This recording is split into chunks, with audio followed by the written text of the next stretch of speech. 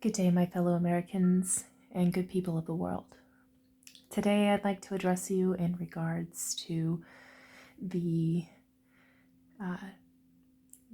necessity to implement a intentional program designed to have a significant impact on the outcomes of the future in a way that will require the definite intended application of concerted effort for the next 10 to 15 years.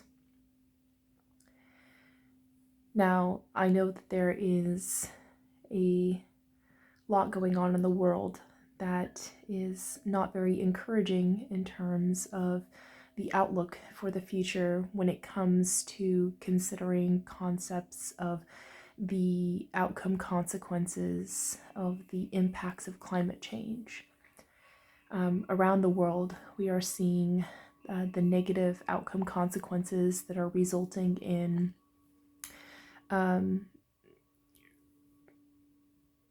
obviously the extreme weather events of fires and hurricanes and tsunamis and floods and earthquakes and things that are beyond human control.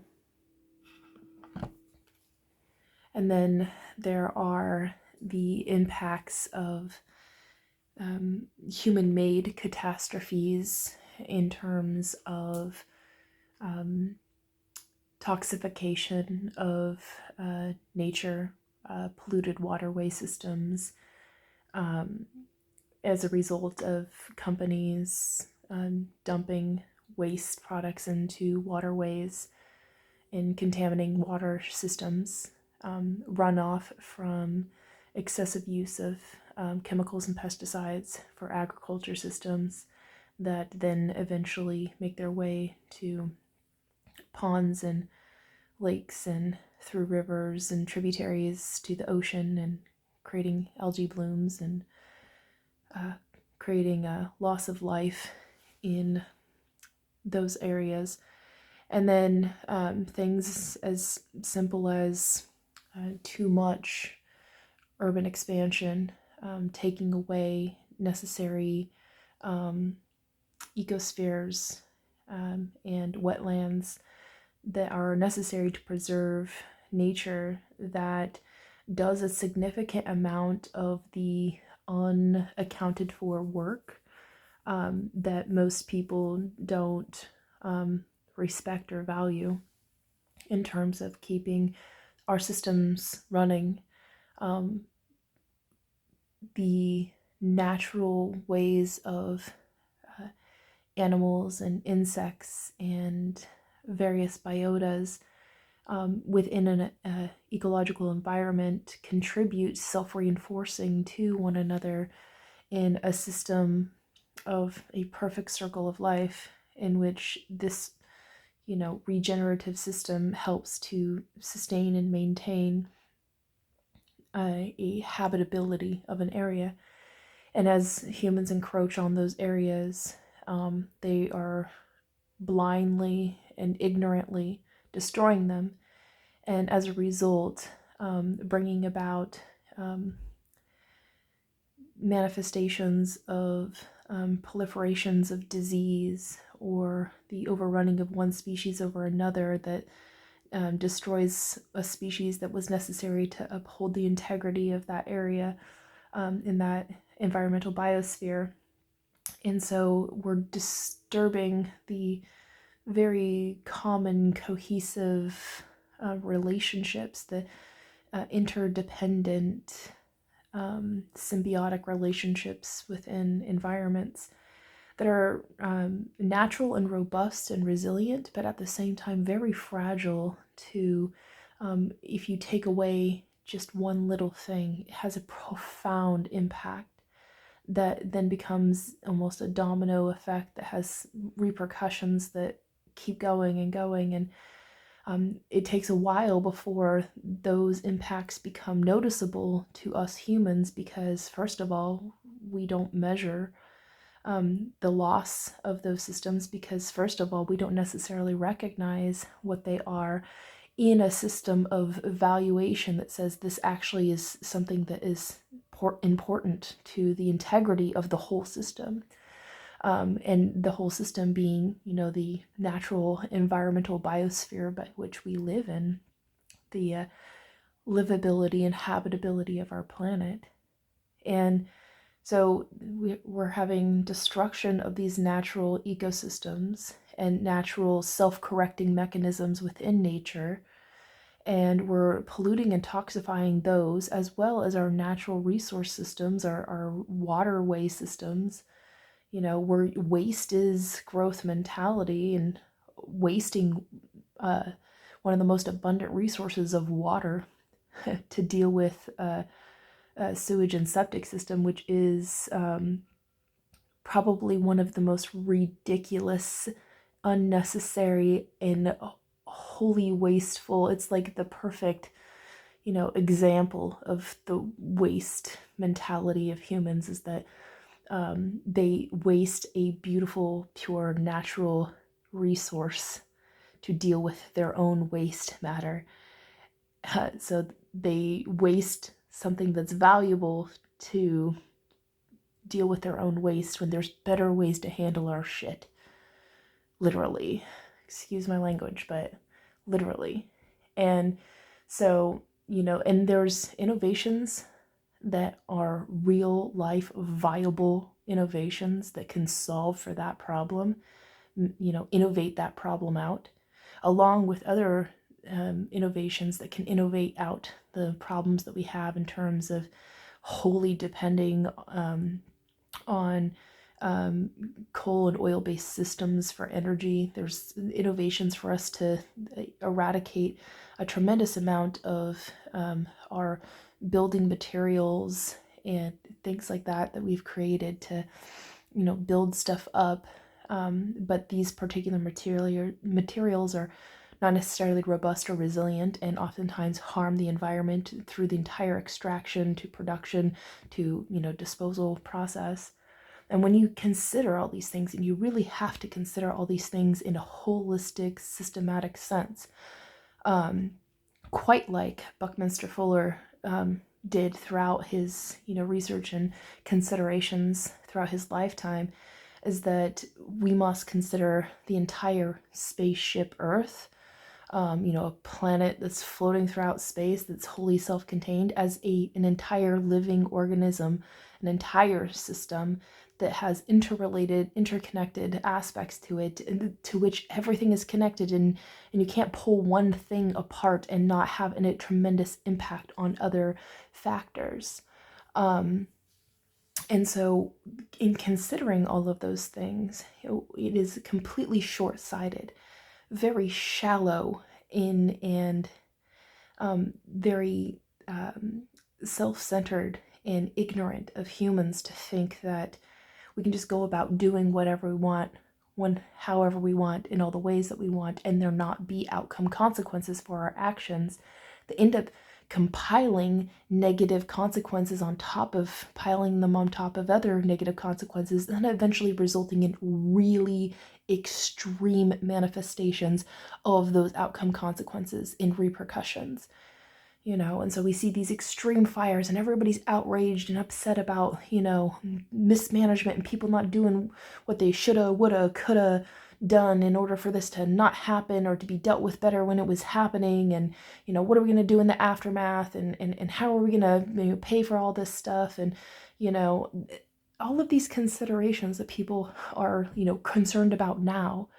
It's the same concept that I think of in the terms of war. It's like, why do people only pray for peace when it's in times of war instead of praying for war or for peace during times of peace, so that war does not break out? You have to be ready. You have to be prepared. You have to anticipate potential outcomes in a scenario universe. And we are a very intelligent species. We're very stupid for the ways that we use that intelligence to our own demise, rather to our own benefit, so that we can, prosper and flourish. But we are intelligent enough to understand these things, to weigh and measure them. You value what you measure and you get what you measure. And we have the capacity to see these things and put them all together. But those who we have given legitimate authority to dictate and to determine the direction of outcomes in terms of progress or economics or political, direction that we're going to direct a nation this way or that, what sort of involvements we're going to have in agreements with, amongst ourselves or amongst our allies, what sort of stances we're going to take in the world, what sort of things we're going to plan to prepare for, what sort of things we're going to concern ourselves with. When you put people in those positions that don't care about the fact that there are extreme and severe consequences to inactivity, to inaction in certain areas, ignorance and intentional, obliviousness to these things, ignoring them completely. There's consequences to those. And in most cases, it's not those that are in insulary pockets of thriving, especially those in high up positions of power, that ever have to face the consequences of those. The people who have to face the consequences of those is the everyday person, everyday citizen living the life day to day. And these outcome consequences end up happening, and they have to find a way to just get by and get through.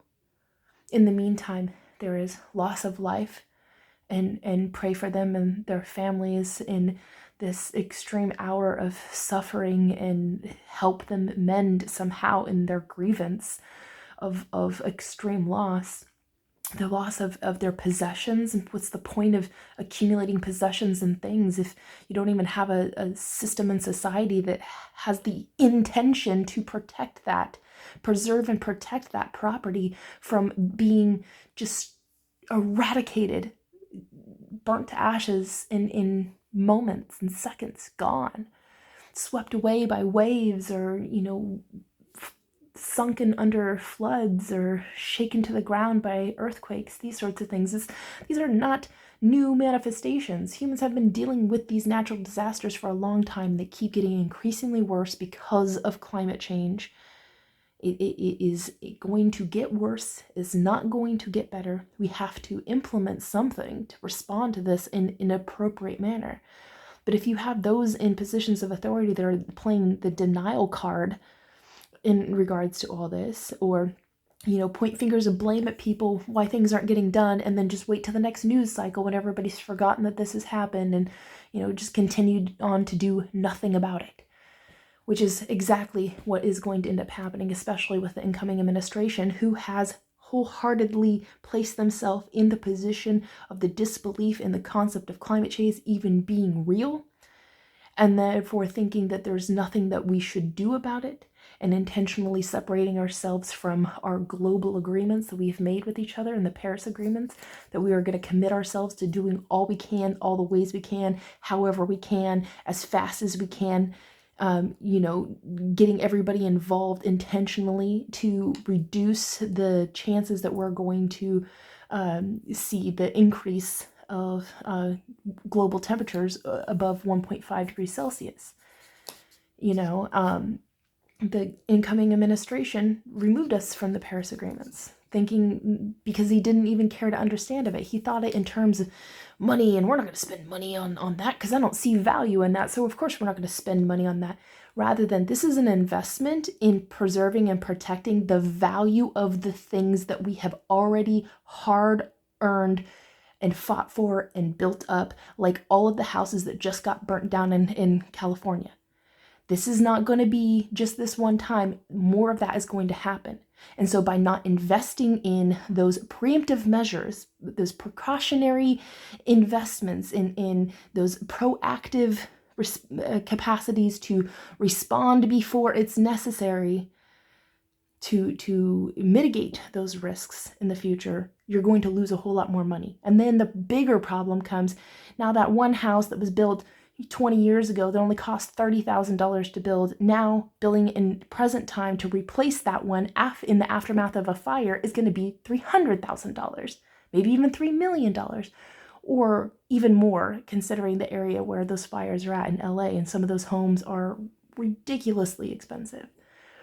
And so you're paying way more in cost by leaving it off into the future to deal with as the problem comes eventually one day, maybe whenever it hits, I'm not going to be around, so what do I care? It's not my problem, sort of thing, which is exactly what Trump is trying to do in his approach to it.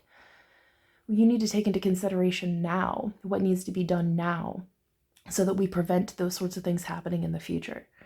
You need to take into consideration everything that is evident in the outcomes and all of the, incapacities. No matter how much we worked hard to prevent this from happening, it happened. There are variables beyond control. Nobody can control the wind, nobody can control that when that happens. And so the best we can do is to plan and prepare and mitigate risks, and to prepare the people themselves, and not just let them live in passive ignorance of climate change isn't real and there's not going to be consequences to that. No, this is real. We need to accept it, and we need to live according to the new rules of the game that have changed because of the fact that we have changed the planet. And so we have to change along with it. We can't expect that things are going to continue to be the same. We need to be malleable, adaptable, mobile, efficient, sufficient, resilient, and we need to be forward-facing the future that is to come. It's going to say that if we aren't taking preemptive measures now to prevent the increase of the temperature, yes, the extreme weather events are going to increase. And yes, we're going to have more risks of fire. We're going to have more risks of hurricanes, more risks of floods, and all of them are going to be intensified. And we're going to continuously strip out the coffers of FEMA. Is not going to have money to be able to keep on top of all of the destruction. We're not going to have insurance companies to be able to cover anything because they're going to be completely, out of business. We're not going to have, the kindness of strangers that are willing to donate money to help these sorts of people, because so many more people are going to be victimized and not have the capacity to support others because they themselves are going to have to be needing help.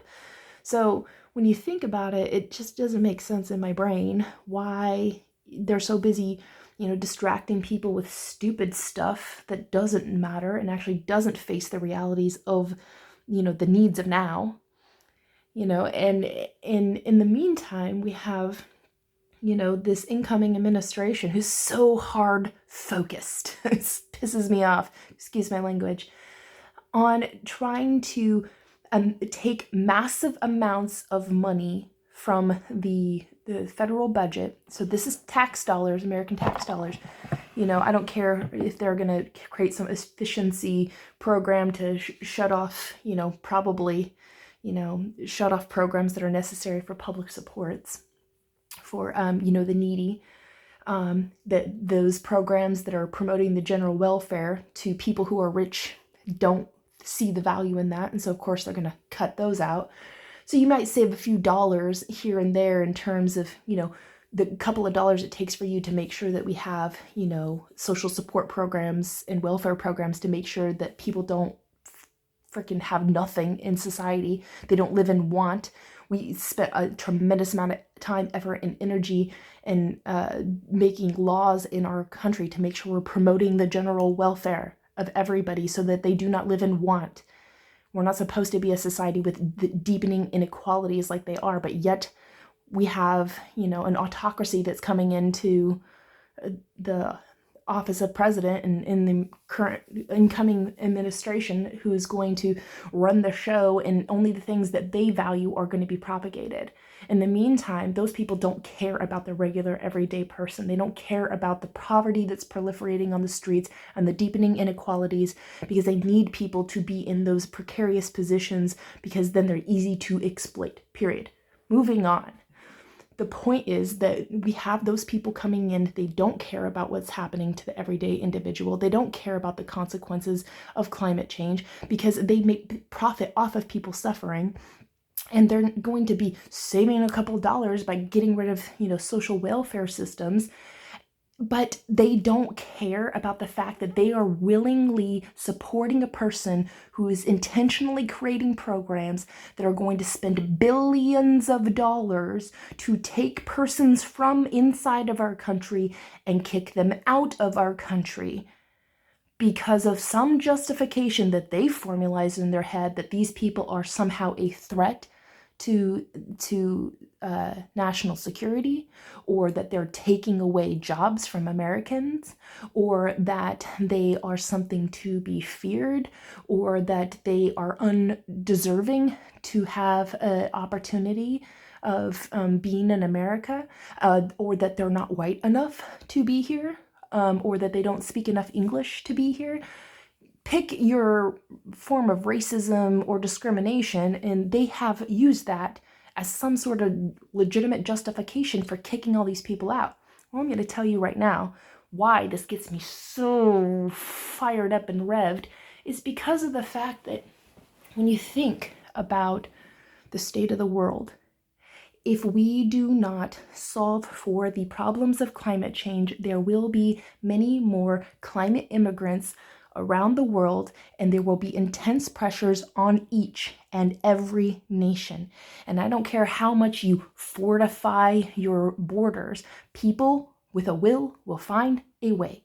And then those people with desperation are then going to be coming in, and because they're so desperate and because they're so afraid that they're going to get kicked out, but they want to be here because they feel this is a safe haven from, an unpredictable world that doesn't have the capacity to keep them as safe as perhaps maybe this nation could do, because we seem to be, big mighty power here in America, even though that is definitely indeed faltering. But these people are going to then be here living shadow lifestyles, and then that puts them in a corner that makes them unpredictable. And then they could very well possibly do things that are not serving in the best interest of America overall. Not that they would want to, but maybe perhaps getting shoved in a corner, you cannot be anticipated on what you're going to do. But here's the problem with it overall, in my opinion, is that times are changing, climate is changing, we have to adapt to the needs of now. There are going to be a lot of climate immigrants. They're going to be migrants coming from many different places, and they are going to be seeking safe haven. And America has the opportunity to be a safe haven for them. Not a permanent, everybody come here and you're all now, Americans, and somehow that we'd be able to fit everybody in, because that just doesn't make sense in any terms. We would want people to, as much as is possible, stay in their home country, and I'm sure that's where they would want to be, given if their home country was safe from, gangs and cartels and massive corruption and, militarization, or, some radicalization of religion, or some sort of, discrimination of racism, or, affecting and attacking women, these sorts of things. There's all kinds of injustice and human injustices in the world. Things America used to stand on integrity to say, we will not stand for that. All people are created equal. That used to be our motto.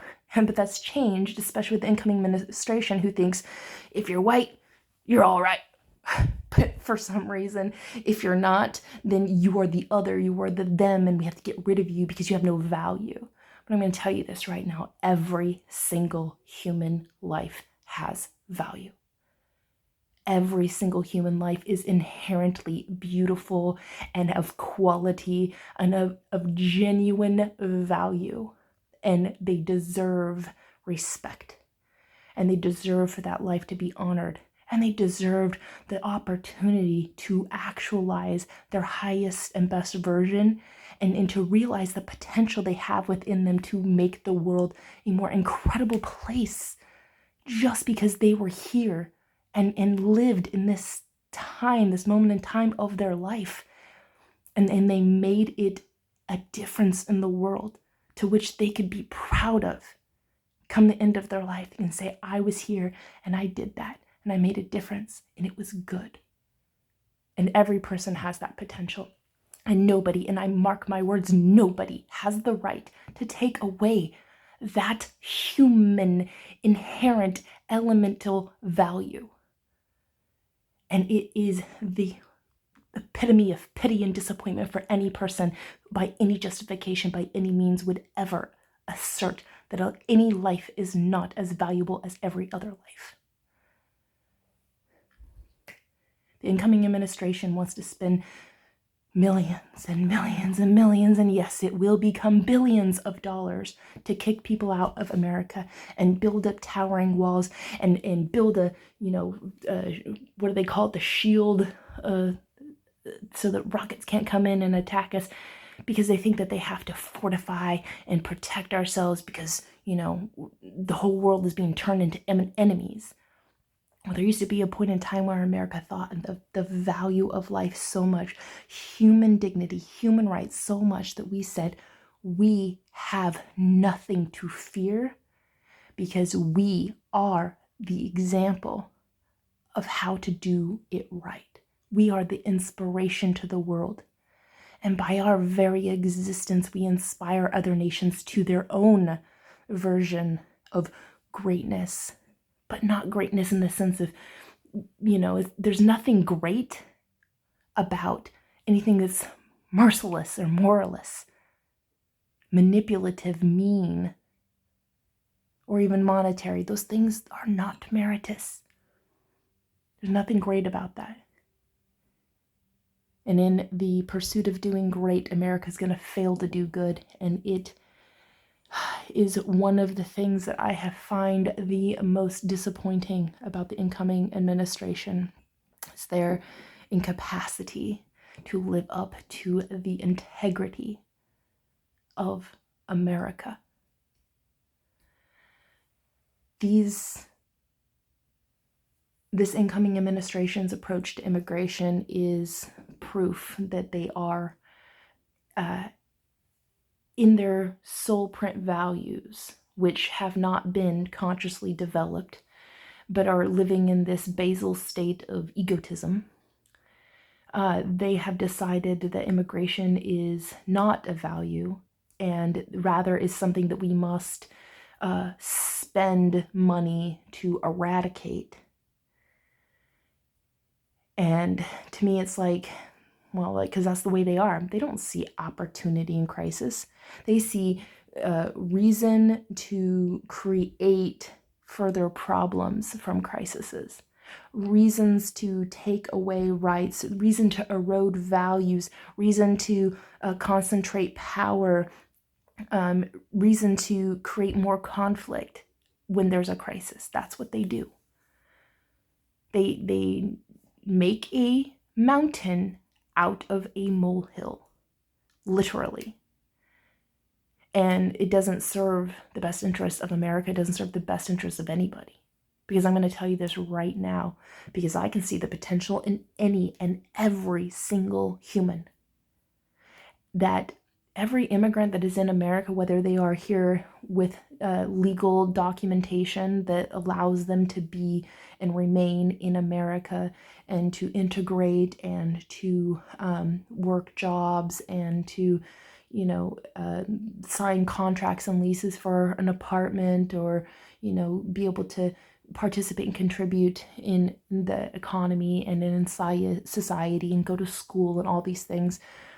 For those and for the other people who have managed to make it here somehow, by some means, whether they had done so through legal points of entry and were aware of their presence here, or people who have snuck in by some, vulnerability in our borders, in which they came in because they thought there was no other way to come in, and they're here. And they're doing whatever they're doing that they think is going to help them to live out the life that they see will be their own version of pursuing happiness. Now, there are some bad actors with nefarious intent, and it's not just immigrants that have that. There's plenty of Americans that are that way. So we do have to account for the fact that there is, that bit of bad humanity potential in anybody. But given the right situation, the right conditions, the right circumstances, the right incentives, the right welcoming, people would come to America with the best of intentions, and America would invite them in with the best of intentions. We could cooperatively work together, and America would benefit as a result from each and every one of them being here.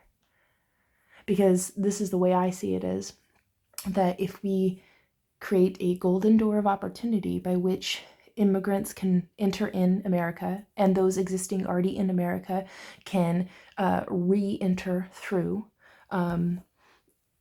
by which they can integrate into America and work with us to help us to become a nation of stewards, so that we can proactively respond to climate change, to help to build into each and every one of our cities, our towns, our rural communities, resiliency, development, integral infrastructure that gives us the capacity to mitigate climate change risks, to adapt to changing times, and to share the cost and benefits across the board with the entire nation, and to promote individual best practices in each state and each city for people to try out and incentivize new ideas, so we can find the best practices, so that we can use those as a model to correct for shortcomings we might have in one area, to help to reinforce resiliency in other areas. Because this is the thing, is that when you have all these immigrants that are really willing, able-bodied people that want to seek freedom in a safe place where they can belong and they can participate and contribute, you give them a welcoming into America, the chances of them doing bad or doing wrong are significantly reduced, because, they don't have the problem of idle hands, as, the Bible or whatever would say. These people have reason to be here. They have, conscious awareness of why they're here, and what it's going to take for them to be able to be here and to stay here is going to be to work with us together in cooperation towards a common interest goal.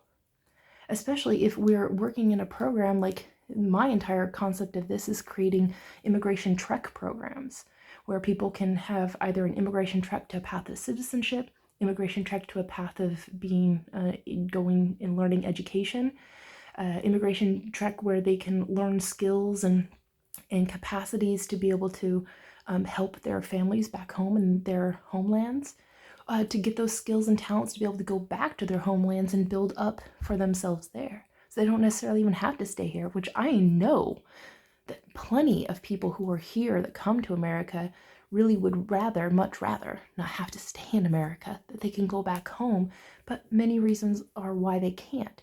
There's extreme internal conflicts, there's a massive proliferation of gangs, there's a reduction of resources, their livelihoods have been destroyed because of climate change. There's so many factors in it. And if we can create a generalized program by which people come to America as immigrants to help us to bolster and reinforce our climate resiliency, and then take those, templates back home to their own countries to build resiliency there, and for us to support with intention the stabilization of their home so that they can return, and we work in that cooperative way, it's not going to be a cost to us to, remove people from a situation and then that's the end of it and we get nothing out of it. Rather, we're inviting them in and they are working with us for value-adding projects. And when you think of it that way, it's like, why aren't we doing that? Why are we going to spend billions of dollars to get rid of people who are active participants and contributors to society? I'm reading again today a knowledge I already knew, but just reconfirming and reinforcing it. Many of these people come here and work and they pay Social Security taxes, which keep our Social Security program going, that they themselves will never see that money.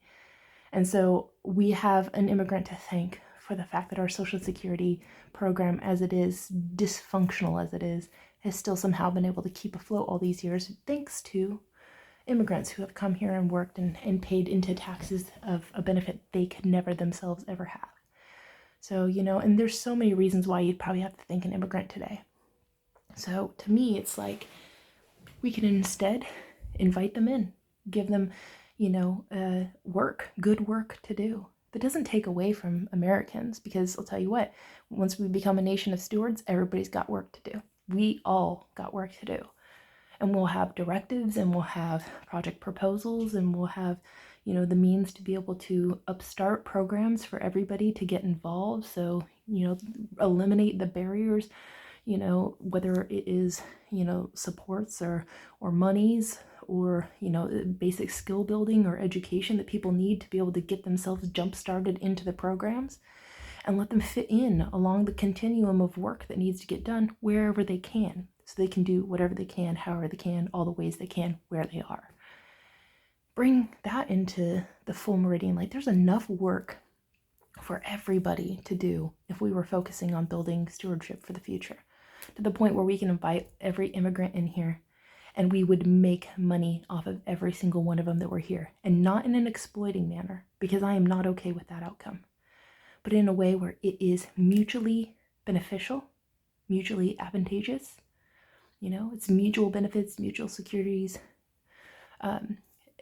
in a sense of mutual respects as well. Because when they come here, they know, I gotta respect the fact that I'm in America, and I'm grateful for this opportunity to be here and to have this chance to make a difference in this place, to make this an even more amazing country than it is, and then to be able to afford that opportunity for future immigrants to come here too, because I made sure that they knew that this cooperative relationship that we're building as, nation and immigrants is a good one. It's in the positive interest, mutual interest of all parties involved. And then those people, who choose, go back home and then bring that, insight back home to them, so that they can start building out resiliency programs in their own homes. And America being a place where we're intent on helping to create a stabilized world, because the more stable a world is, the less conflict we have, and less, chances for exploitation, these sorts of things. The more that we champion for stability, the more we are champions for human rights, which is, something that America used to have as a pride and dignity. Incoming administration's not so interested in it, but it should be a restoration of integrities along those lines, where human dignity and human rights are valued across the board for every person. All people are created equal and endowed by their creator with certain unalienable rights: life, liberty, and the pursuit of happiness. Getting back to that core identity, the original intended spirit of intent of our founding documents in America said all that. And we need to live up to that. We need to renew that, a daily renewal of the legitimacy of that. And the incoming administration does not have that interest in mind or heart. They're solely focused on the ways they can game the system in favors of their special interest groups in their little pockets of thriving, and then create factionizations throughout society to keep us all pitted side against side, fighting with one another, so we're easily distracted by some raging controversy in one news cycle to the next news cycle, and pointing fingers in the blame game, and nothing ever gets done or fixed, and then we just turn around and do it all over again the next day. And it's distraction, bread, and circuses. It is not actually producing any legitimate outcomes that are to the beneficial value of all parties involved. They don't even have that on their radar. They don't care. And for them to try to make excuses like, trying to say that, it's not possible to do that, or that climate change is a hoax. You want to know what's a hoax? When you say that you won an election that you lost, and then you incite an insurrection, and then you try to become president again so you can get out of trouble from that and immune yourself from any consequences. That's a hoax. And I have such a pity and disappointment for every American who voted for a man who thought it was okay to do that. Because it's not. There's no justification for it. He delegitimized himself, and now he is delegitimizing America. The Trump brand is actually devaluing the American brand. And now the rest of the world is falling in line because he's forcing people to. And to me, it's like we should have more self-respect, more respect for our nation, to not fall in line with a dictator, with a wannabe dictator, a despot, a tyrannical person who does not have the best interests of this nation, people in general, this planet at heart. None of those things are on his radar. He cares about himself and his self-aggrandizement and the support of those people who've given him money, those people who he's now beholden to. He doesn't care about regular everyday people. If he really cared, instead of going to his, inauguration parties and worrying about all of that, he would be going to California to be able to see on the ground what it's like for the people who just lost their homes to those fires. He would be focusing on making sure those who are going to be responsible for our disaster response are people who are actually going to care about individuals being taken care of in case of an emergency. Whereas he's brought into the folds Kristi Noem, who can't even send the National Guard to help to care for her own people in her own state she was governing when they were dealing with massive floods and outcomes of natural disaster. Instead, she justified sending National Guard to the border. Mind you, her state's not a border state. Obviously in a bid to win over Trump so that she can get a space in his administration. And what do you know? It was effective. She just had to prove herself to be willing to be beholden to him and to put him and his interests and his image and his platitudes above the best interests of everyday people. And that is attractive to him. It's like, oh, I definitely want that kind of yes man near me. And to me, it's like, that is pretty much cut, copy, and paste that whole, kneeling, to Trump and aligning with him. Every person who is aligning with him has that same shriveled up spine, those same weak knees, that they bend to his will. And they sacrifice their own dignities, their own self-respects, the interests of those people who they're supposed to be responsible for. They will sacrifice those people in order to align with Trump. These aren't good people. I mean, good humanities within them in potential to be brought out by the right person. I definitely believe in that because I believe in the redemption of all people. But as they are now, as they are in this little cohort and little insulated pocket of thriving that they are self-reinforcing in with each other, they only care about themselves.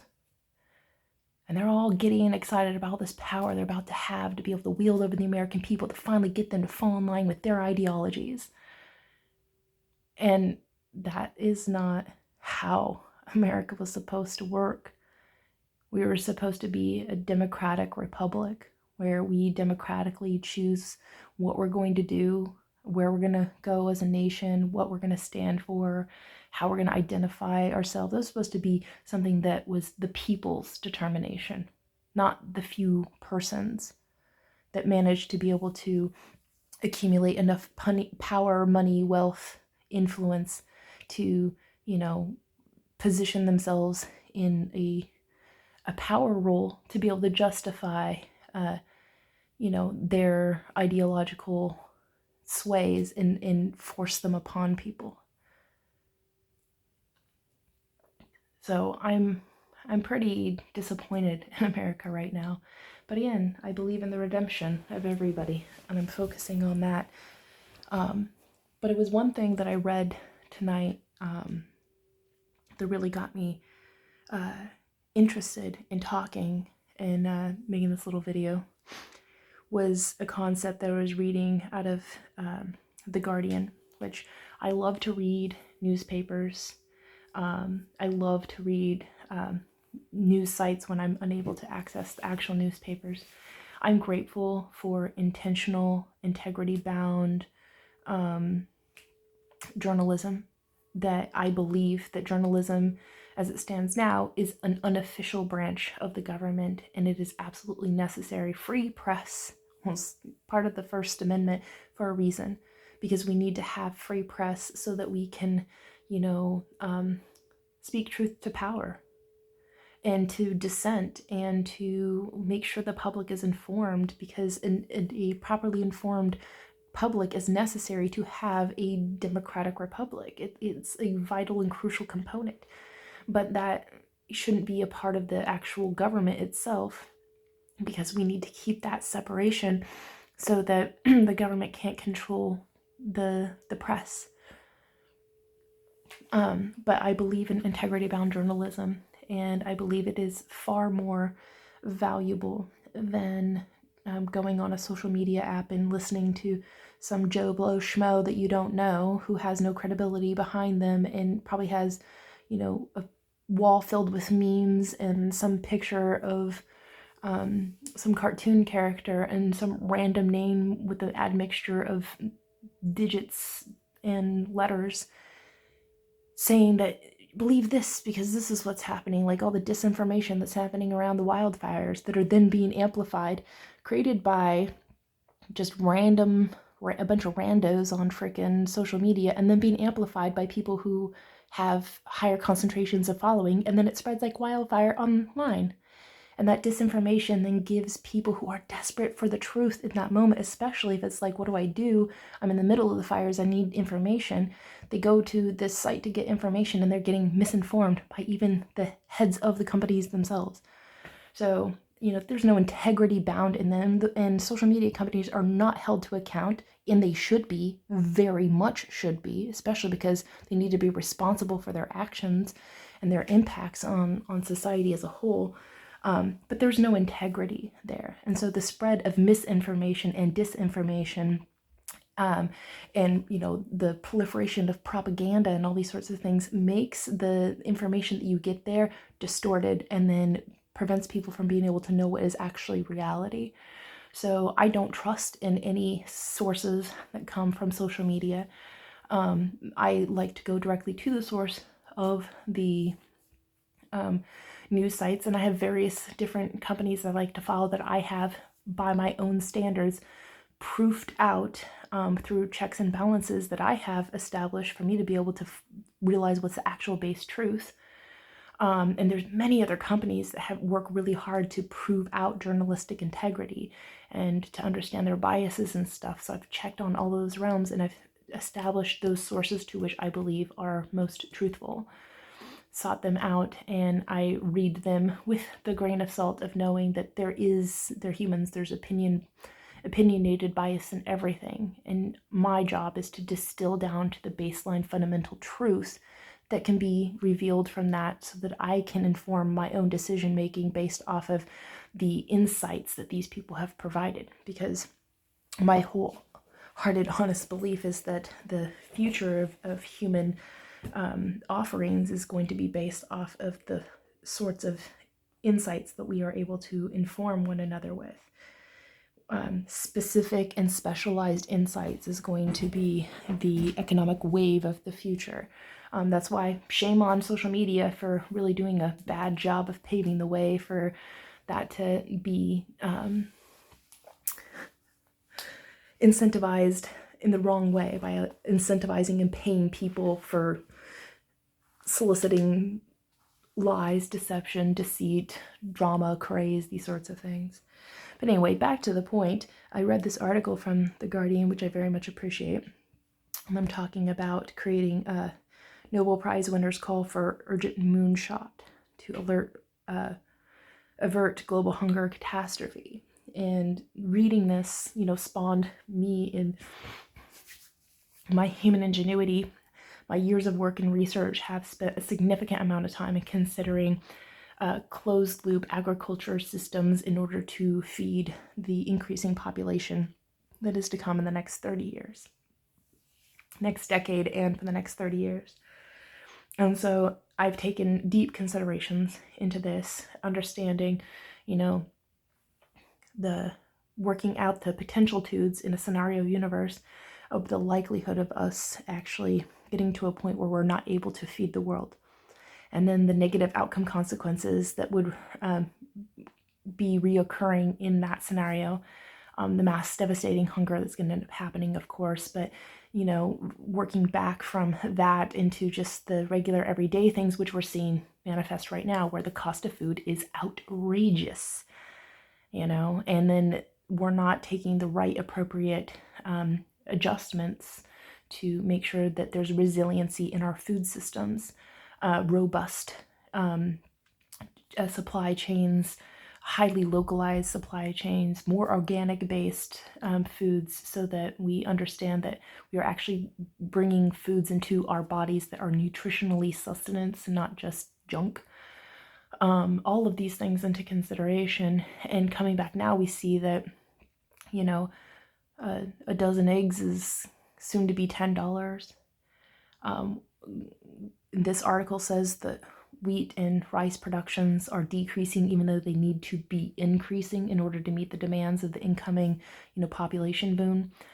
And so that triggered me to, article reading it, which I'm grateful for them writing, triggered me to remember about these, innovations that I have focused on developing and blueprinting, that I see are potential innovations to implement within the universal basic innovation of my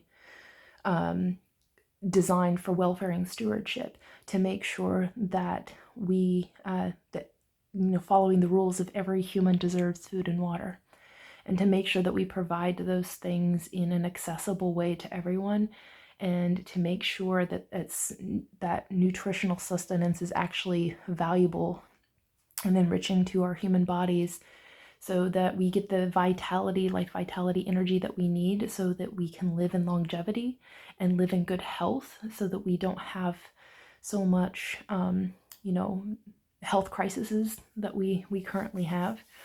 And so thinking of, that's part of one of the omnidirectional outcomes by which I'm approaching in my welfare and stewardship initiatives. It makes me think, like, I know that Trump had said, took great emphasis to have, I guess press briefings or something, where he set up groceries on a table and let that food spoil out in the sun that should be in refrigerated, but he needed props to point to, so people took him seriously. Saying that he was going to fix the food crisis problem, or the food cost problem. Don't worry, I got this taken care of. Get this taken care of. But now that he's been elected and it's closer to time, he's like, oh, by the way, I lied. There's really nothing I can do about that, because he had no plan. He didn't care to do that. At least Kamala Harris said, I'm going to try to attack price gougers because I know that they're a real thing. And then people were like, yeah, that's not going to work or whatever. I mean, price gouging, I do believe, has its limits, but it's at least doing something. Price gouging is a real thing. People take advantage of people in crisis and price gouge people, period. And that's exactly what's happening with, the crisis of the bird flu that's coming in and out of, our egg supply. And now a dozen eggs, where before it used to be like $2, is working its way up to 10. And so people aren't going to be able to afford that. And so you have to make different decisions on your food. And the cheapest food is the crappiest food, the junk food, the food that's not good for you and doesn't give you sustainable nutrition. And so we're going to have more, health implications that are going to be befalling people, because they don't have the nutrients they need to, for their bodies to do the business it needs in order to regenerate its cells and to live in a constant state of health and well-being. So there's ramifications to all these things these people are not considering at all. In the meantime, nobody seems to care the fact that Trump right out lied to everybody, said, I'm going to fix a thing. And then he's like, yeah, that thing I said I could fix, I really have absolutely no idea because I never really even thought about it. I was just using it as a platitude to win your vote. So, yeah. What you can do about it? Nothing. You can't now that I'm already on my way to the office. Just like his, I'm going to solve the Ukraine war before I even get into office. And then it's all of a sudden, oh, I'm going to solve the Ukraine war within 24 hours of being in office. And all of a sudden it's, well, I might resolve this Ukraine issue within the first 6 months of office. And then it's like, we're going to be more realistic. I don't know what's going to happen. So many of the things that this man promised were just hollow promises, platitudes to be able to win people over. And then people are like, gonna just keep being apologetic to him and give him excuses.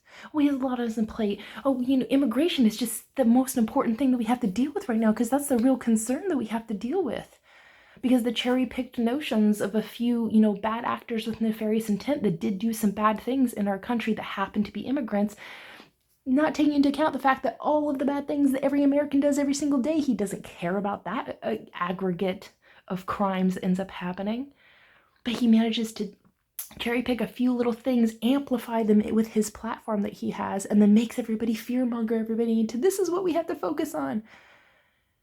And then he's drawing up all these laws and rules and executive orders and everything else that he's going to force everybody into following that path that is going to have even more repercussions on our food system. Because now a lot of those wonderful, blessed, wonderful immigrant people that work hard every day, so hard under the worst conditions, and for such little amount of money, we ought to be ashamed of ourselves for how we let these people work as slave laborers, basically, in America. It's deplorable. But those people work hard, and they do it because that's all they got opportunity for. But they help to keep the, motor going here in America. They work really hard on our farms to be able to help to keep our food cheap. And so now Trump's going to remove those people, send them all packing. And then there's not going to be anybody who's going to be able to replace that, because you're not going to be able to find an American that's going to be willing to move to a very rural area to work for very little money, probably still not be able to afford to support a family in that area, and to work under severe conditions where oftentimes they don't even get water breaks, working in extreme heat and weather. So, these immigrants, man, they are fortitude built inside of them for the fact that they can endure these sorts of things. But so now Trump thinks that Americans are going to fall in line and do that? No.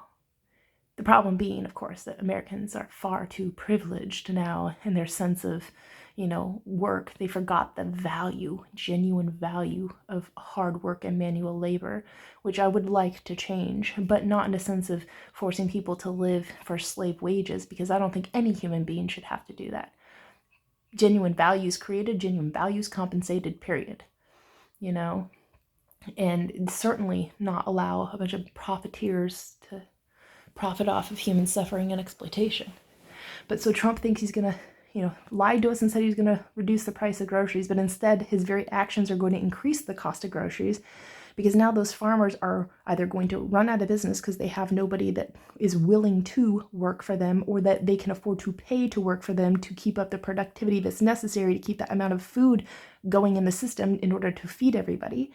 So we're going to have either a significant decrease in the amount of food stocks that we have available, or the stocks that are available are going to be extremely expensive because there's going to be a reduced amount, and it's going to cost more money to produce enough for everybody to have.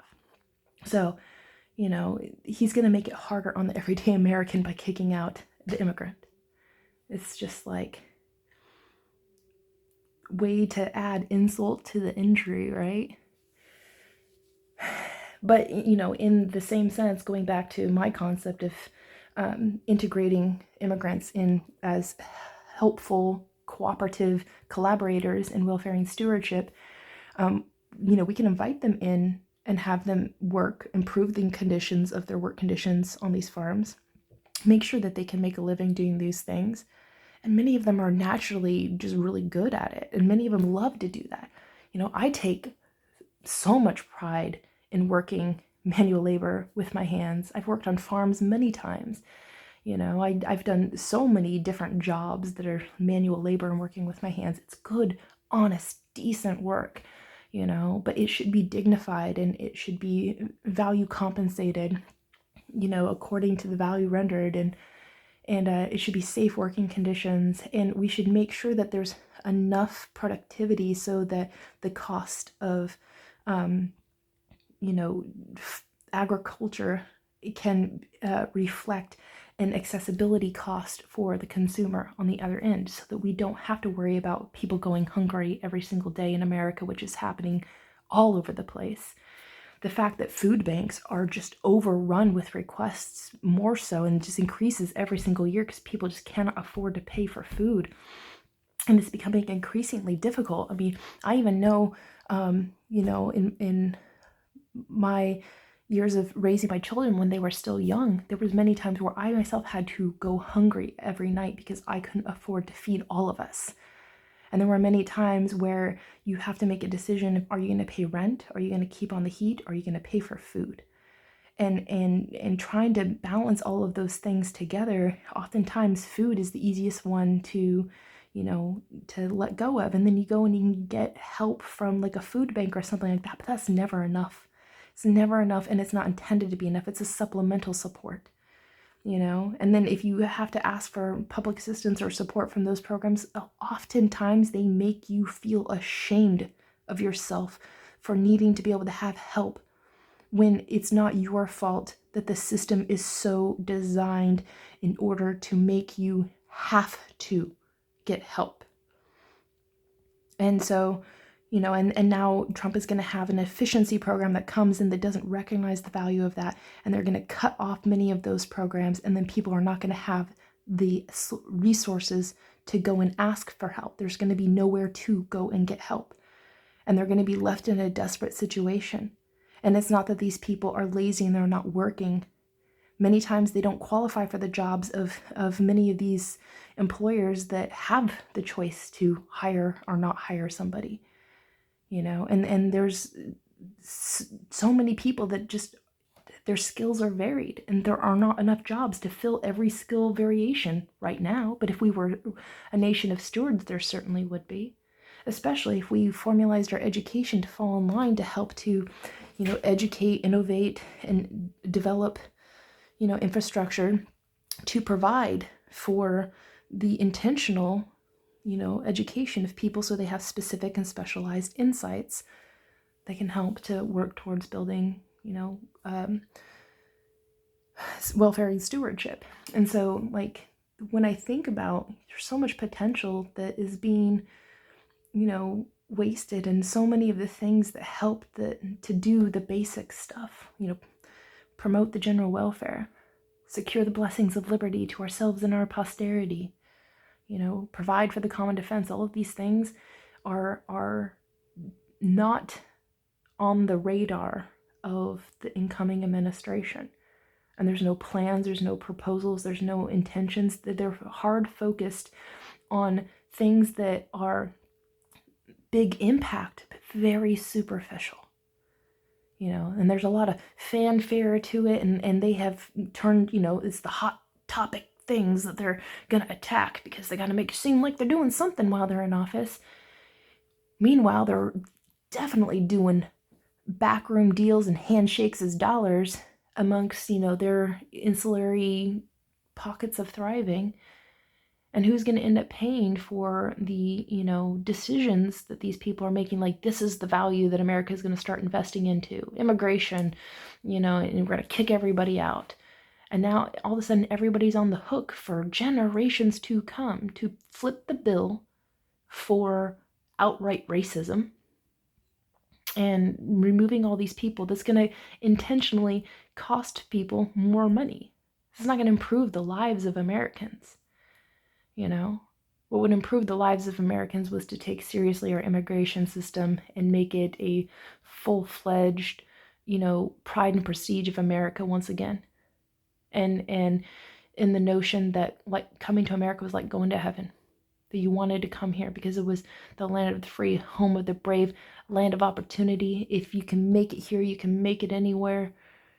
And that you come here because we respect human rights, we respect human dignities, and that all people are created equal. There's no reason why we should deny that to people based off of nation of origin or the color of their skin or what their gender is or what language they speak. There's no justifications to say that we can somehow justify closing our doors to this or that person. With the exception of course, knowing there are bad actors with nefarious intent, that we need to provide for the common defense and make sure those people don't come and infiltrate our nation, pollute our information systems, toxify our social environments, create risks and threats of harm for there being uprising of, some sort of hate crimes and these sorts of things. But that is part of the, evil that's in every human in potential.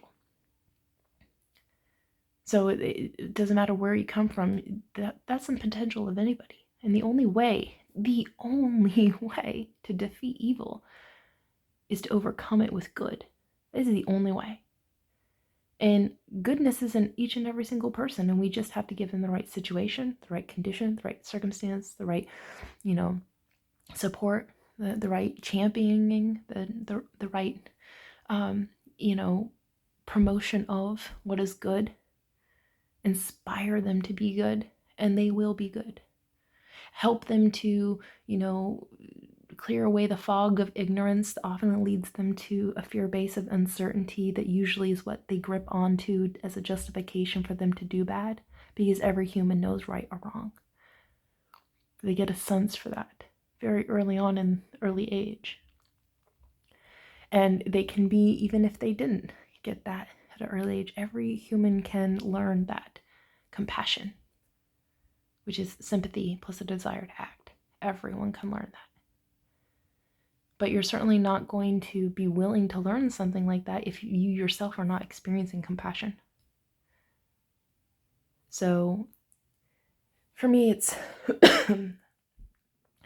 it's really disappointing, for considering that the incoming administration is coming in with a lot of really bad ideas and a lot of people on board with those bad ideas. And they are not seriously considering the outcome consequences of their actions and who's going to have to pay for those actions.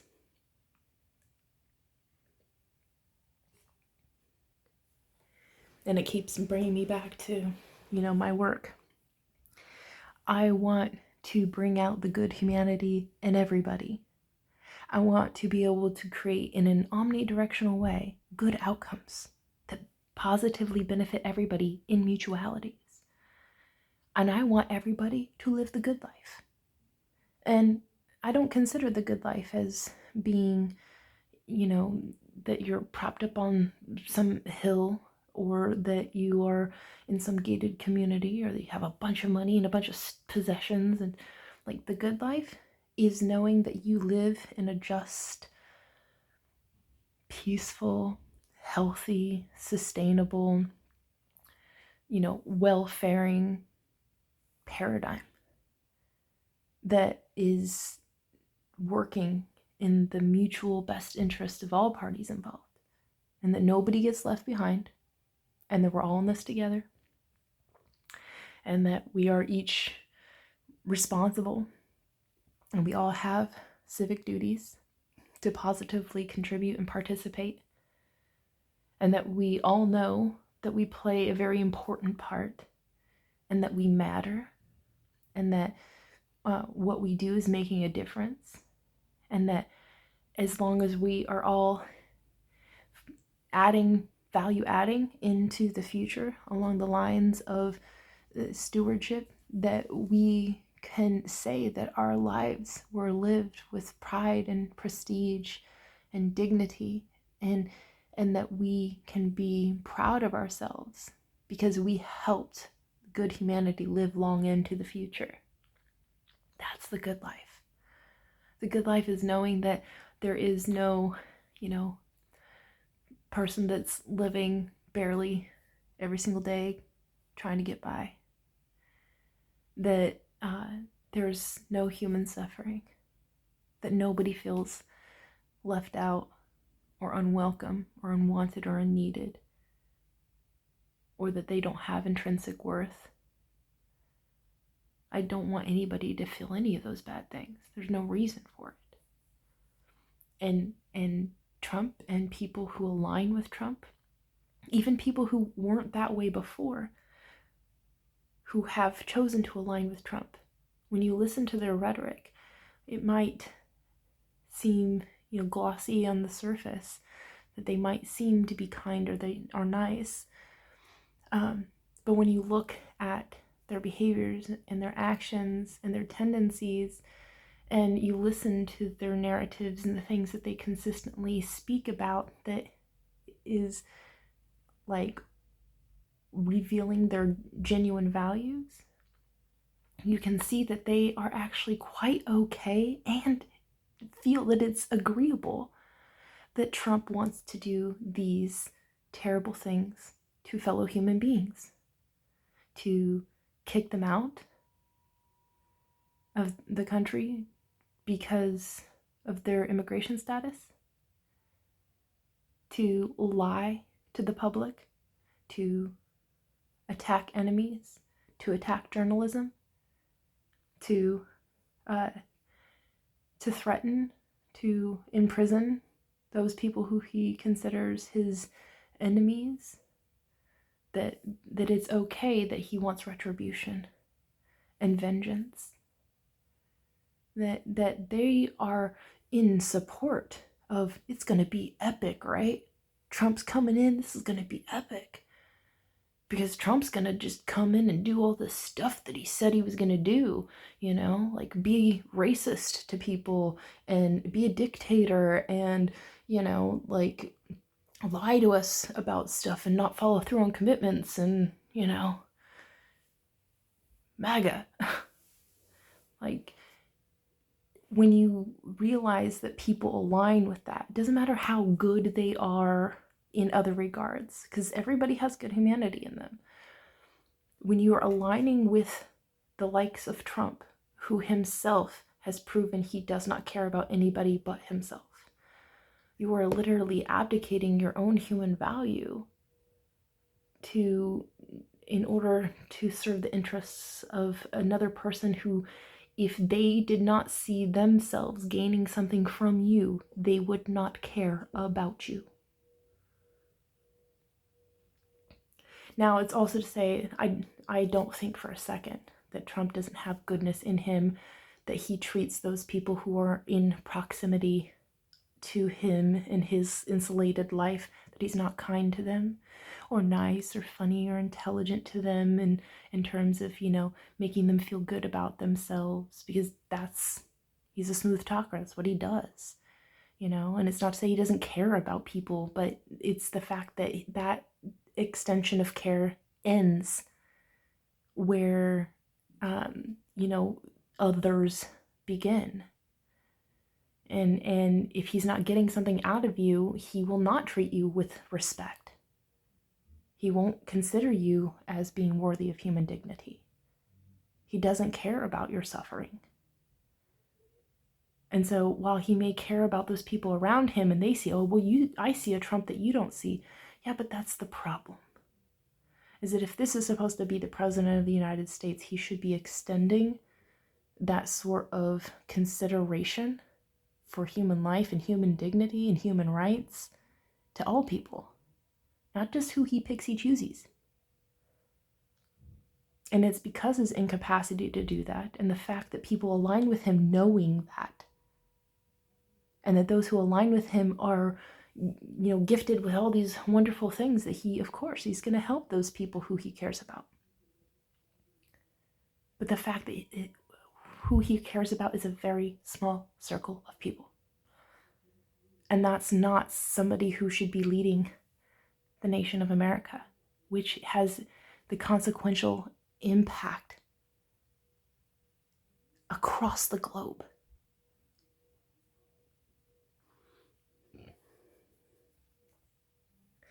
There was another very interesting news segment that I watched today. It was actually coming from like France or something like that. I don't remember exactly. Yes, I do have to seek many sources of information outside of America because it's important to see what other countries think of America, because oftentimes, many times, Americans are so self-absorbed and think we're so America's great that they fail to see the fact that it's like, wow, you know, if we're dealing on metrics of like human rights issues or, you know, poverty, proliferation, or obesity rates, or, you know, STEM education, and, you know, these sorts of numbers, America is a failing nation in a lot of regards. So it's important to see what other places think about America so that we're not just in our own little, you know, America's great bubble, because America is a fantastically amazing country full of potential that fails to live up to its highest potential, as far as I'm concerned. But that can change with the right person leading and the right people doing the right things at the right time, the right way, for the right reasons. America can actualize, you know, the highest and best version that is there to the great benefit, mutual benefit of all parties involved in the nation and all parties of the world. So, but these outside sources, I watched this video and it was this news report referring to, of course, the LA fires that are happening in present day. And they had somebody from, it was like a forest management program or something like that. I think the person was from like Germany. They were just discussing, you know, these are the new norms that we're going to have to face. Climate change is real. We have to adapt. We have to live into the future based off of the realities of, you know, these types of extreme weather events. And we need to build out resiliency into our new developments going forward because, you know, things are changing and we need to change along with them, basically. And then referencing, you know, the idea that insurance companies are likely not going to be able to pay for enough of what was lost. There's no amount of money that could ever replace the loss of life or the loss of sentimental, you know, values, the warmths and comforts of a home, the creature comforts, you know, the everyday, you know, habits and tendencies you had living a normal everyday life, and then all of a sudden all of it is just ripped away in a matter of moments in a devastating cataclysmic event that is beyond your control. Like there's nothing that will ever make those people whole again. And then we have insurance companies that have been allowed to basically rip people off and then not, you know, do the service, the good service that they should be doing, which is helping to make people whole again. And they're not going to be able to pay back enough people. And I'm sure there's going to be a lot of people whose claims are going to be denied for this or that minor discrepancy, because insurance companies only make money when they deny, not when they comply with the terms and conditions of the contracts that they make with people. And then for all of the people who were unable to get insurance because insurance is increasingly difficult to have or to obtain. So that, you know, just goes back into a lot of my stewardship work in terms of outcomes. Like we need to create assurances as well as insurances. And then we need to make sure that everybody has a insulary protection for themselves in their homes for in case shit hits the fan. Excuse my language, but it's the most appropriate way to explain it. And then also to have the appropriate, responses in these times. Again, they spoke about misinformation coming in, people getting misinformation about what's happening, and that misinformation is being promoted from, high-end influencers who have a lot of followers on social media or happen to own them and are spreading misinformation that is giving people false information, false hope, or giving them, some imaginary straw man or something to fight against because they have to point and direct their emotions towards somebody to blame, sort of thing. And it just really detracts from the, importance of focusing on helping to deal with every phase of the crisis. The immediate, we have to deal with fighting this fire and containing, dealing with recovery and getting people to safe spaces and to help to recover bodies if people have, perished in the flames, to help people to, get back to hopefully collect anything from their homes if it was available, to prevent people from looting. Like, there's so much you have to do phase by phase, and you have to do it all at once. And there's a lot of, organization and implementation and orchestration that has to come with that. And people need to be focused on dealing with that, not fighting mis and disinformation. You're just adding a whole other extra layer of complexity to the situation, unnecessary complexity to the situation. You're not helping.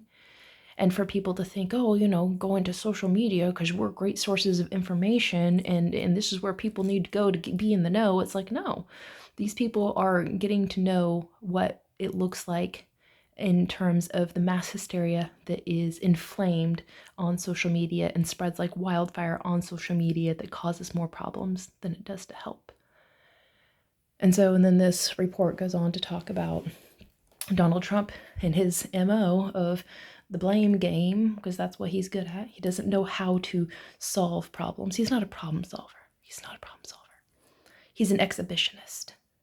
He knows how to get me in the center of your attention, and I shall speak to you words that are incoherent babble, really don't mean anything at all. I'm really good at calling people names, pointing to them and saying they're incompetent, saying I would have done a better job if I was in your position, and all of these things, even though he has a record of how he, responded to COVID, that he really doesn't know how to orchestrate a, active response to an active crisis without inflaming it and making it worse. And that's exactly what he's doing. He's not adding anything to the situation that's positive or constructive or that is mitigating the problem risks or solving for the problems. He's, turning the crisis into his own personal, opportunity to speak out grievances against people who are his political opponents in his opinion, and talk down to people and, try to make it seem like I would have done it better. I could have done it better. Well, you know what? You should have done it better because you were in office for an entire term. And in that time period, there were plenty of wildfires that happened during that time period. And what did you do to be able to respond to them so that we wouldn't have to worry about, in another term later, that we're facing another wildfire? Mind you, that also points to Joe Biden, who's supposed to be, this great advocate for climate change, didn't do enough to get everybody on the same page in terms of responding to this so that these sorts of things don't happen again.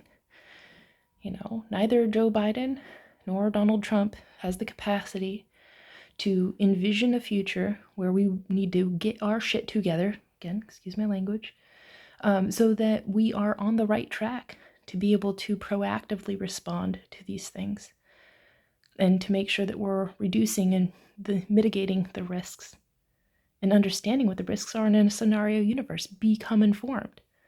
Right now, Trump should be sending somebody to go speak with Gavin Newsom in California, the governor in California, and creating an entire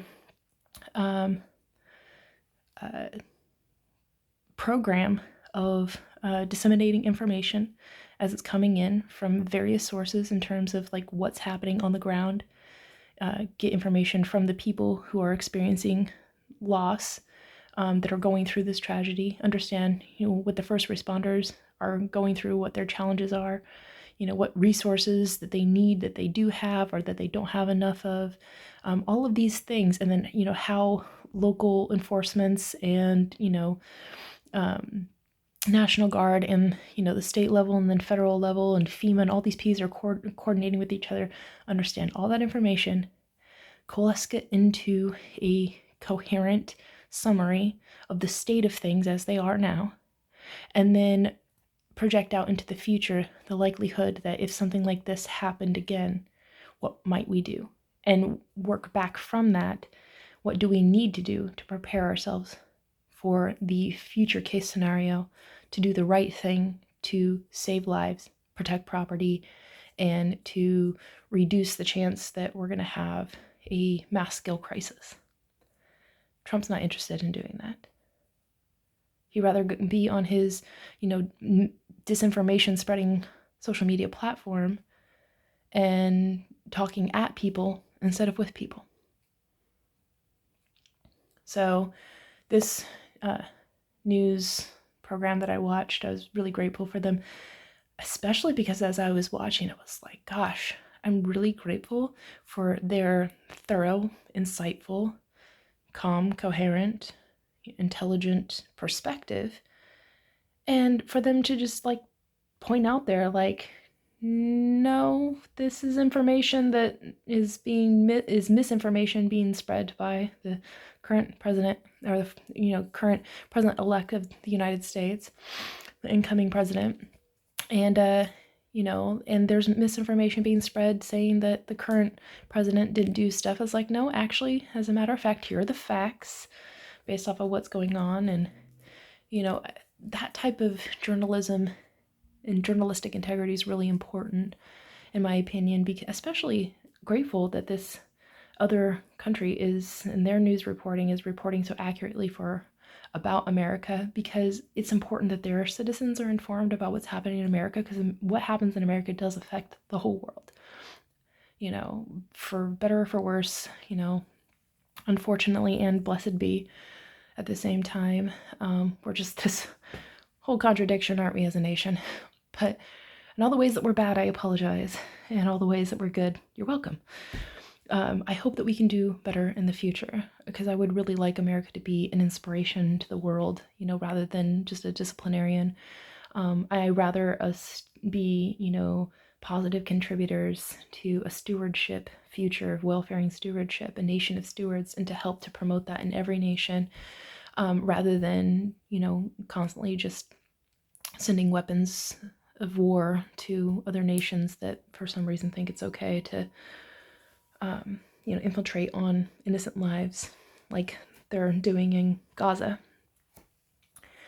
But that's a whole nother day and a whole nother conversation in terms of protecting human rights and human life and the value of it. But with that, the whole reason why I even started this conversation was because I was just very compelled to make a video, just to speak the truth that I feel in my heart about this situation, and to discuss a little bit about these news articles that I read that really, it really compelled me to speak out, in terms of the concept of the issues of agriculture and meeting the food demands of the next decade and the next 30 years and beyond. And then, the realities of climate change and how we keep seeing the implications of it right in front of our face, which is not a very good case scenario. And then, accounting out for that in the future, in the scenario universe, the future looks pretty bleak, especially in terms of how we can anticipate the incoming administration of the president of the United States, the likelihood of them actually responding with coherence, continuity, consistency, legitimacy, intelligence, care, concern, compassion, any of the above. Not likely. At least not in the terms of values that are aligned with outcomes that will be considerate of all parties involved. I can't imagine that the American people will be able to long hold on to a sense of consensus in regards to how they voted for Trump. Meaning that I believe many Americans are going to, in their own time, come to regret that decision. But again, as I always say, you gotta play with the cards that you're dealt, and this is what we have to deal with. And so the only thing we can do is continue to move forward in a direction of intention. Which actually reminds me, there was another very interesting article that I read. Gosh, I don't think I'm going to be able to remember where I read. I read so many articles today, so I don't know if I'm going to be able to directly, specifically recall where this one came from. But in the long and short of it, essentially, was this lady talking about, or the writer, I shouldn't say it's a lady because actually I don't know if it was a lady or not, but in saying that we need to, when we see the good, we need to hold on to that, and we need to move towards that and build bridges towards it, sort of thing. And the person was I believe they were like a psychologist or something like that, and they wrote this article for, again, I don't remember which particular paper it was, but it was insightful and interesting enough to that it bears repeating in a doggerel sum up here. But essentially just talking about, we know when there's a lot of bad things happening in the world, like war and, violence, and, we feel hopeless or helpless, bad things are happening in our personal lives, whatever, that it's really hard to see the good in anything, even in ourselves and in other people. It's really hard to see those things. But if we try, if we really, really try, and we intentionally set our intentions to find the good in everything, as I like to say, silver lining that you paint on everything, which I do. I create little silver linings on everything. And I understand that there's gray area to everything, which is, my go-to way of discerning the world. That this article suggests that, if you can find the good, even if it's not a lot, there's good.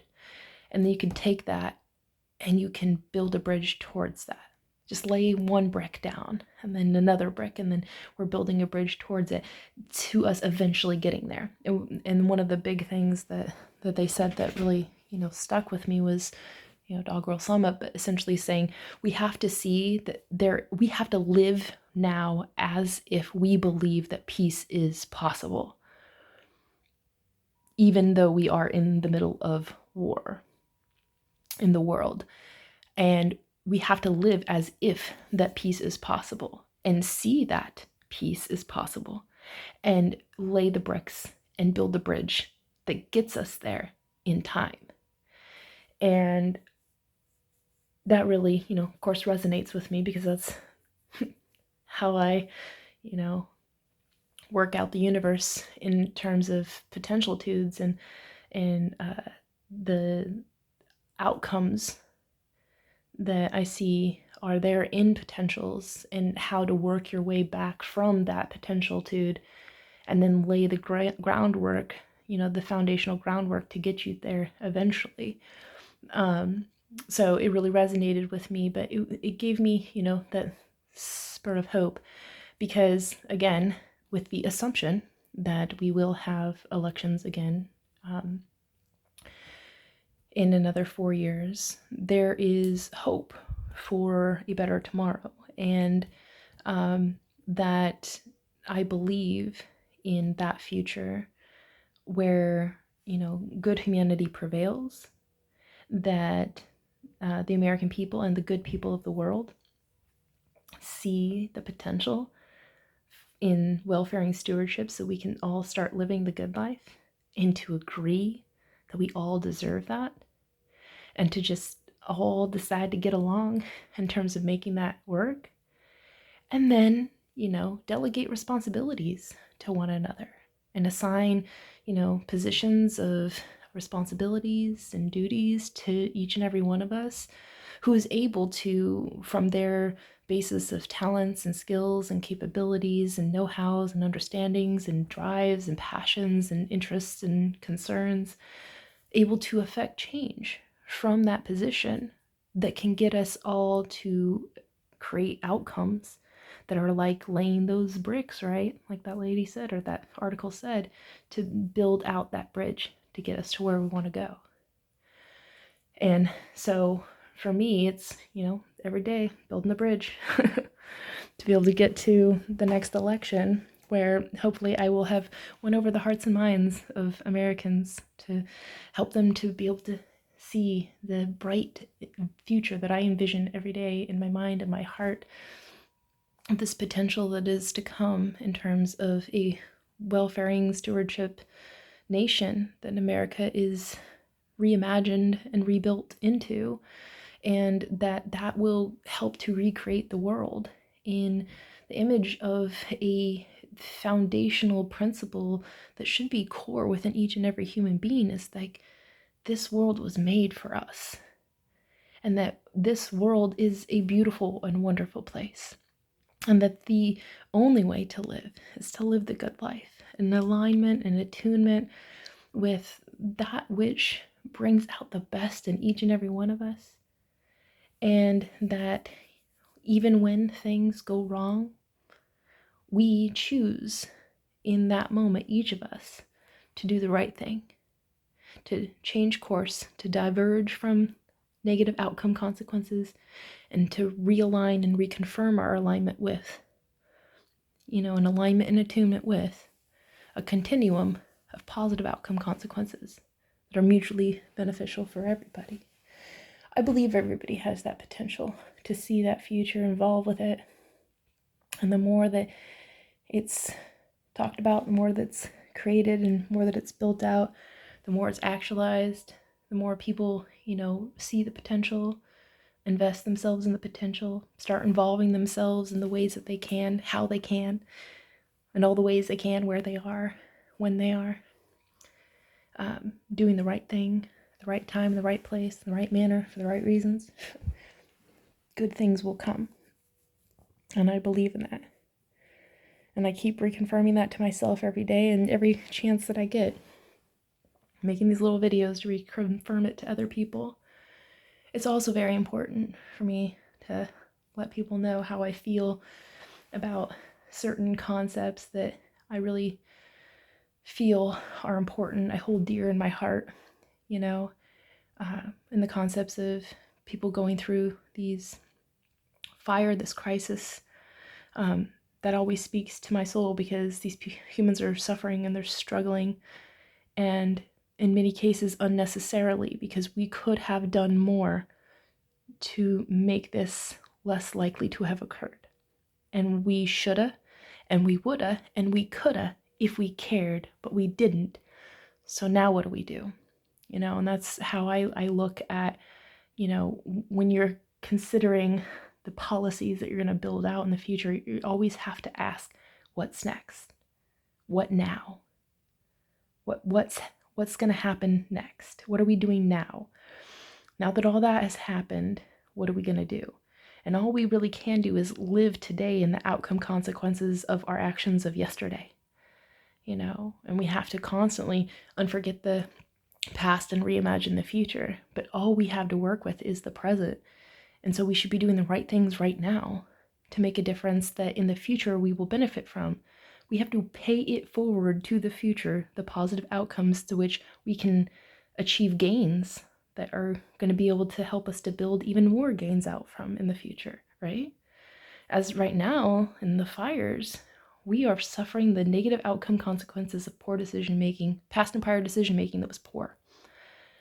And that poor decision making has left us with outcome consequences that now we don't have something to build on. We are now facing destruction. And that in that destruction, we have to somehow rebuild a resilient future in the aftermath. But we have less than we had before. If we would have intentionally planned ahead, we could have had more to build on in the future. And that's really how we have to start thinking of things, is paying it forward to the future of what is to come. And understanding what is to come is going to be the outcome consequences of our past and prior decision making. So we have to make good decisions based off of informed insights that we have now. And we all need to participate and contribute to the gathering and dissemination and offering and, collecting of information that's valid and truthful, so we all have an accurate picture of what's going on. So we can take all of our bits of truth that we have, our own personal truths, put them together so we get a better picture of the reality that we're all facing. So we know where we are, when we are, and what we can do moving forward from here. And I don't see Trump as being a person that has the capacity to think like that.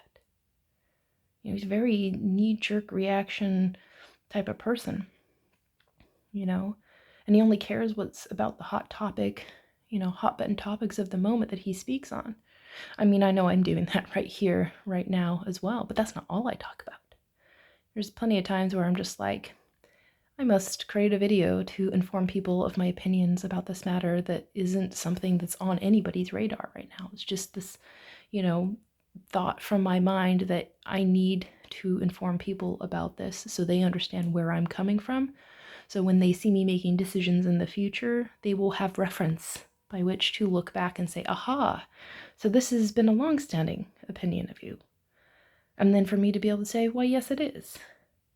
And, it has changed in these ways, giving the, needs of now, the context of the moment. You got to always consider the find context, the historical context, and the intentional context for any decision making that's based in the present. But yeah, your historical reference has some bearing on where you are now, and it will lend some bearing to where you are in the future.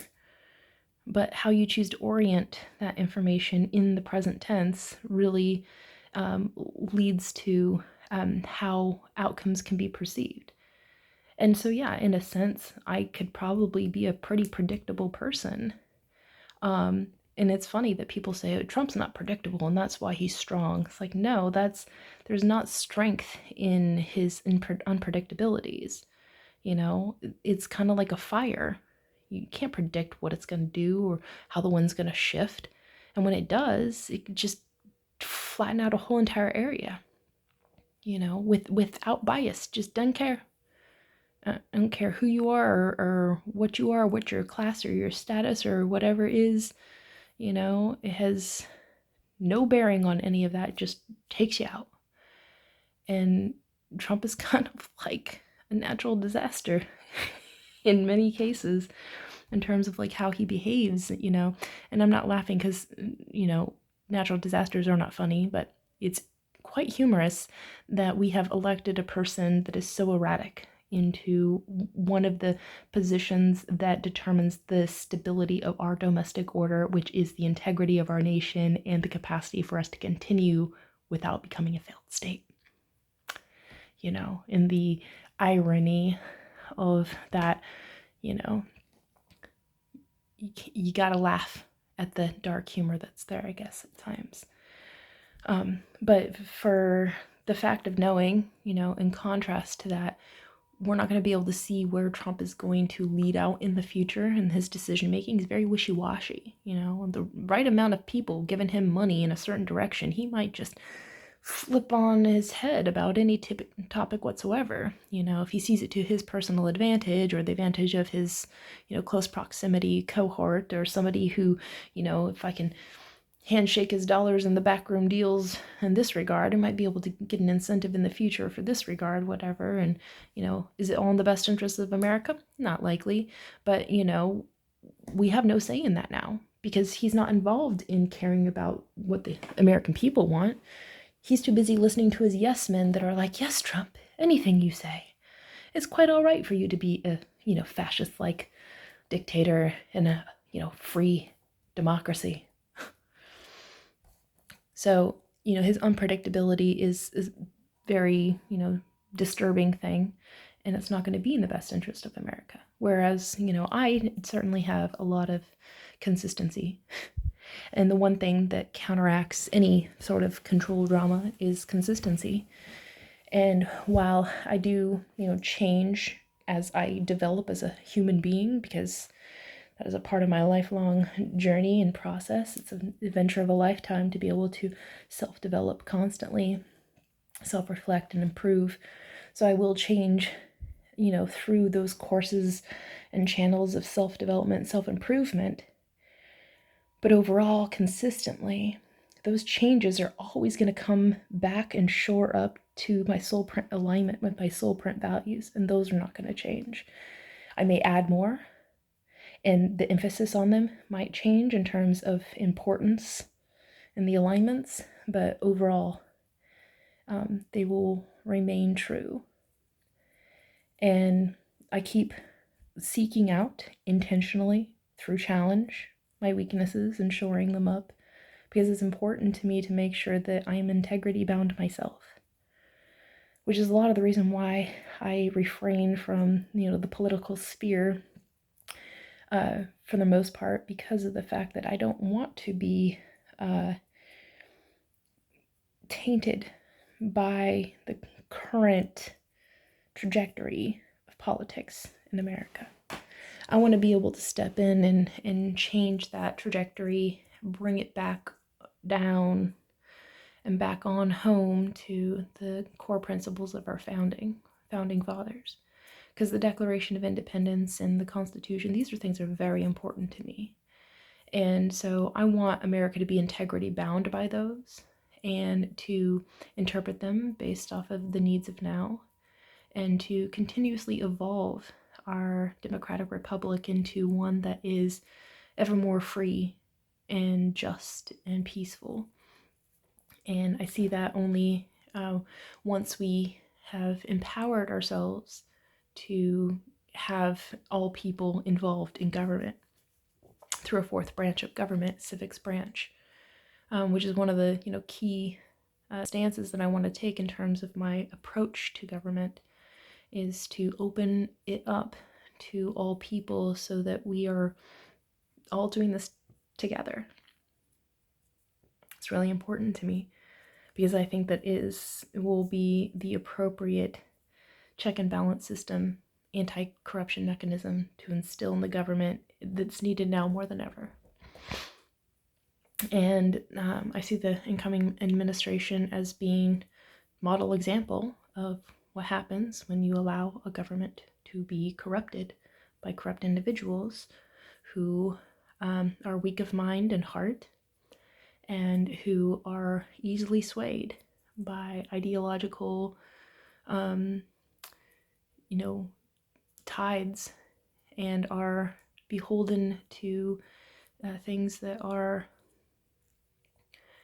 not in line measured by integrities of our nation's constitution or declaration, or the desires and wills of the people. So we're going to learn a lot coming next 4 years, but certainly I do expect there to be quite a lot of repeats of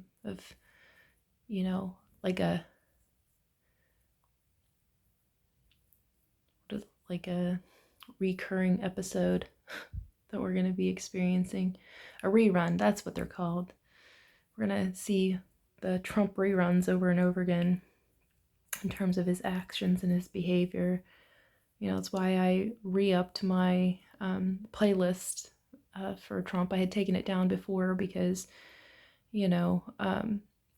I thought to myself, well, there's really no reason to keep that up anymore if he's already president. But then I realized, actually, no, it's important that I define and delineate that which I am not. Not because I would want anybody to vote for me because of who I'm not. I want people to vote for me because of who I am. But I want people to know who I'm not, which isn't defining who I am, but it's helping them to understand those things to which I am adverse to, I want people to understand my tastes and aversions, and they can certainly see my aversion to Trump and his cohort and their way of, hijacking the public narrative and, you know, um, degrading the American values and distorting the American identity, these sorts of things. I want people to have a clear image of how I see Trump. And I want there to be no question about it that I feel pity and disappointment for him. I think he does not have the best interests of America at heart. And I think that America will need to do some significant work to recover from the destruction that is coming as an aftermath from the outcome consequences that are negative, that we are going to be experiencing on trajectory of the continuum that he resides on, and that we are unfortunately forced to be involved with until he is no longer in that position of authority. But then, of course, also understanding anybody who's aligned with him and his ideological, pathway that he's created, they're going to be continuing on that continuum. And so the point is to diverge from it. So in order to diverge from that continuum of negative outcome consequences, we must be aware of where it's going and, understand its distinctions, its delineation, its definitions, so that we can make sure that we are not falling in alignment with it, and that we can break away from it so we can break through to the outcome consequences that are positive, that lead to good humanity and the good life for everybody. Which also, as I continue to, involves them as well, all on that continuum, because eventually they're going to fall in line with that which is going to serve their best interest, because they are self-serving people. And so once we have made it very clear that we're in the business of, making the world work for 100% of the people here in the shortest amount of time without ecological offense through spontaneous cooperation, without the disadvantage of anyone, get on board, they'll eventually fall in line as well. But it's going to take the good people of the world making the first moves and to aligning and asserting themselves in their alignments with those positive outcomes. Otherwise, you're continuing feeding your energy into the other continuum, and we will continue to suffer immensely from it. And again, I want to end human suffering and struggling. Not to say I don't want us to have challenges, and not to say that we're going to be without challenges. Challenges are going to happen. The world's changing. We must change with it. There's going to be a lot of unforeseeable events in the future that we're going to have to get ourselves as best we can prepared for. We need to evolve, but we need to involve ourselves with intentional evolution in order to meet the needs of then, by preparing ourselves now, sort of thing. We have to anticipate what is to come and live out of that truth as best we can every single day. Because eventually we're going to face that future. And what are we going to do then is going to be based off of the options that we have available to us, the choices that we have available. And if we continue down Trump's line, there's going to be very limited options.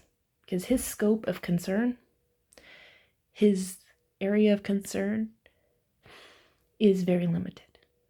And so he's only going to care about outcome consequences for the few at the expense of the many. He's already proven it. That's who he is. That's what he's all about. Or we can say we have to take into consideration all relevant stakeholders of the planet. And we have to take into consideration that nobody gets left behind and nobody gets disadvantaged. How do we work out for that? How do we build out the future for that?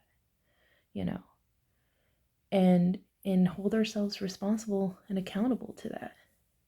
Knowing that there's going to be some things that we're just not going to be able to account for, but at least we tried with the best intentions to do the right thing.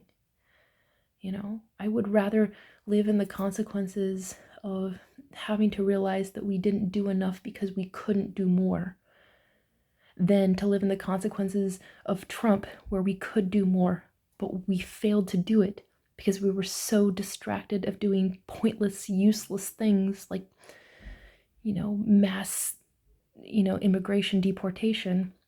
We wasted all our time, effort, energy, resource, money, consideration, care, breath on something that was not serving our best interests, actually leading us towards even more struggles and hard times and hardships for everyone, and then living out in the consequences of that. That doesn't feel good. To know we could have done more, we should have done more, when we would have done more if we weren't so busy worrying about petty things, minor things in the grand scheme. So with that, I am grateful for your valuable time and attention and consideration in regards to this, and I look forward to expounding on other insights in the future as I am so compelled as I am now. In the meantime, say a prayer for all those people who are suffering loss right now.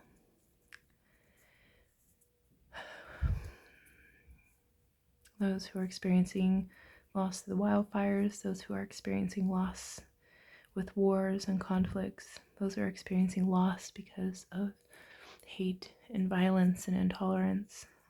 Like, my heart really goes out to everybody who is right now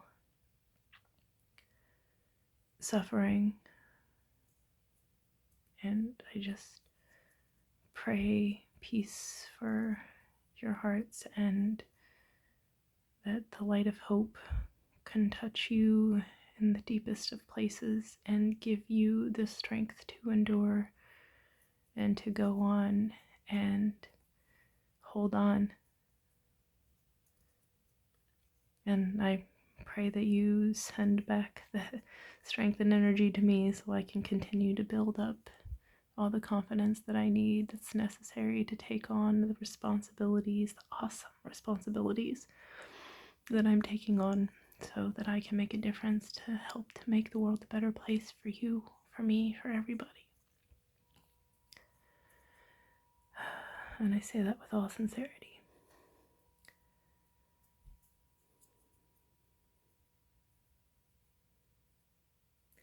I appreciate you and this time together. Be well.